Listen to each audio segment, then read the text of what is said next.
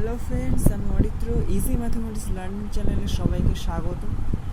আজ আমি ভিডিওতে নিয়ে এসেছি ক্লাস 10-এর ভেদ অর্থাৎ ভ্যারিয়েশন চ্যাপ্টারের একটি খুবই সুন্দর অঙ্ক, যেখানে বলা হয়েছে x plus y proportional to z এবং x square plus x y plus y square proportional to এই পুরোটা প্রপোর্শনাল টু জেড স্কোয়ার হয়, তবে দেখাও যে x square plus y square proportional to x y. অঙ্কটা খুব সহজ, শুধু একটু ট্রিকি। অঙ্কটা শুরু করা যাক।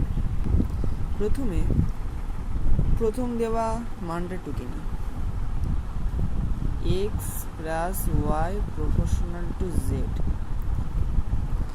এবার উভয় পাশ প্রথমে বর্গ বা x plus y the whole square proportional to z square. Okay, এবার আমাদের যদি এটা প্রপোর্শনাল টু বা ভ্যারিজেস বলা হয়, এটা তুলতে গেলে একটা ধ্রুবক দরকার, ভেদ ধ্রুবক দরকার হয়, যেটা কখনোই শূন্যের সমান হতে পারবে না। ধরে নিই সেটা x plus y proportional to, ধরি সেটা হচ্ছে কে, সেটা is equal to k z square. পাশে অবশ্যই লিখতে হবে কে নট ইকুয়াল টু 0 ভেদ ধ্রুবক। এটা যদি না লেখা হয় তবে পরীক্ষার ক্ষেত্রে 1 নম্বর কাটা যায়। বা এবার আমরা জেড স্কোয়ার মানটা বার করি, তাহলে এক্স প্লাস ওয়াই তার whole square by k is equal to z square, এই মানটা রেখে দিই। এবার দ্বিতীয় সমীকরণটা ঢুকি, x square plus x y plus y square proportional to z square. এই জেড স্কোয়ার এখানে আমরা প্রথম দেওয়া মানটা বসিয়ে দেব, বা x square plus x y plus y square is equal to x plus y, এই ইজিক্যাল টু হচ্ছে proportional to x plus y the whole square by কে। ঠিক আছে, জেড স্কোয়ারের মান বসিয়ে দিলাম। এবার আমরা প্রথমেই জেনেছি যে ভ্যারিজেস বা প্রপোর্শনাল টু, অর্থাৎ এই ভেদ চিহ্নকে তুলতে গেলে একটা ভেদ ধ্রুবক দরকার হয়, আর সেই ভেদ ধ্রুবকটা কখনোই সমান হতে পারবে না, শূন্য বা শূন্য সমান হতে পারবেই না। তাহলে এখানটা তুলি x square plus x y plus y square is equal to, ধরি এবার এম, সহজ ভেদ ধ্রুবকই ধরে নিই, y whole square by k. এখানে লিখে নিন এম নট ইকুয়াল টু 0 ভেদ ধ্রুবক। এবার কেটাকে আমরা এই পাশে আনি, k into x square plus x y plus y square is equal to m x plus y the whole square, formula ভেঙে দিই, x square plus 2xy plus y square. এবার গুণ করে লিখি, k x square plus k x y plus k y square is equal to m x square plus 2mxy plus my square. ঠিক আছে, এবার আমরা কি করব, সব এক্স স্কোয়ার ওয়াই স্কোয়ার মানটাকে একদিকে রাখবো, আর এক্স ওয়াই যেখানে আছে এটাকে আলাদা করে রাখবো, যেমন প্রশ্ন অনুসারে বলে দিয়েছিল।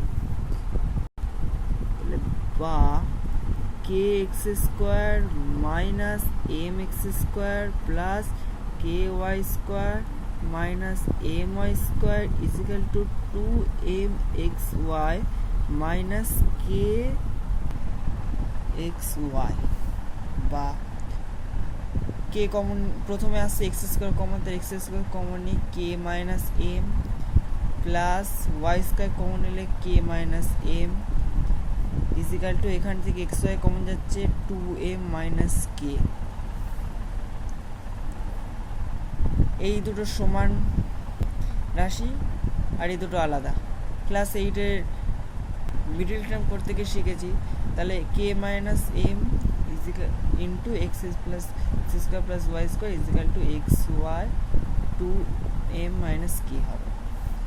বা x square plus y square, আমরা প্রশ্ন অনুসারে এখানে এক্স স্কোয়ার প্লাস আর এক্স ওয়াই আছে, এক্স ওয়াইটাকে এদিকে আনলাম, x y is equal to 2m minus k by k minus m বুঝতে পারি। এবারে দেখুন এটা কোনো চল রাশির মালা নয়, এখানে আমরা যে আগে যে ধ্রুবকগুলো ধরে নিয়েছি সেই ধ্রুবকগুলি বিয়োগ বা যোগ আকারে আছে এখানে, সুতরাং এটাকে আমরা আরেকবার ধ্রুবক ধরে নিতে পারি, কারণ এই মানটা অপরিবর্তনশীল।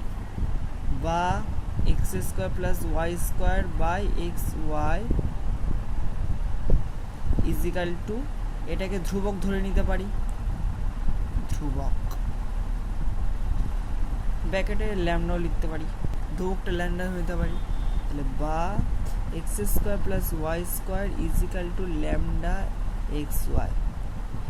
এবার আমরা আগেই দেখেছি যে যদি ভেদ চিহ্ন এই প্রপোর্শনালটা তুলতে হয় তবে একটা ধ্রুবক আনতে হয়, তেমনি যদি ধ্রুবক থাকে তবে সেটাকে তুলে দিয়ে প্রপোর্শনালটুই লেখা যাবে।